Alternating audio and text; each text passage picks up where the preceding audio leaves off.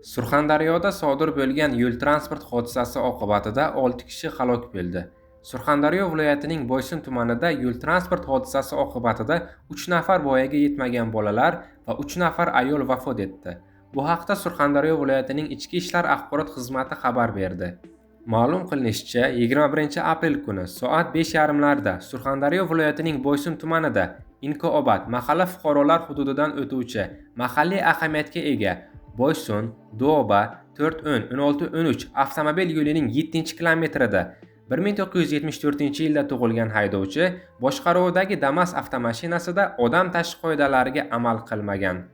8 nafar yo'lovchi bilan tuman markazi tomon bir necha kilometr tik nishavlikda harakatlanish natijasida transport vositasining tormoz tizimida nosozlik yuzaga kelgan.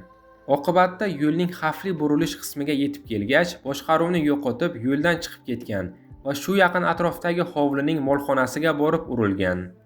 Yo'l transport hodisasi natijasida avtomashina salonida bo'lgan 3 nafar voyaga yetmagan bola va 3 nafar ayol vafot etib, haydovchi og'ir tan jarohati bilan tuman shifoxonasiga yotqizilgan. Hozirda holat yuzasidan Boysun tumani Ichki ishlar boshqaruv tergovi guruhi tomonidan jinoiy ish qo'zg'atilib, surishtiruv ishlari olib borilmoqda.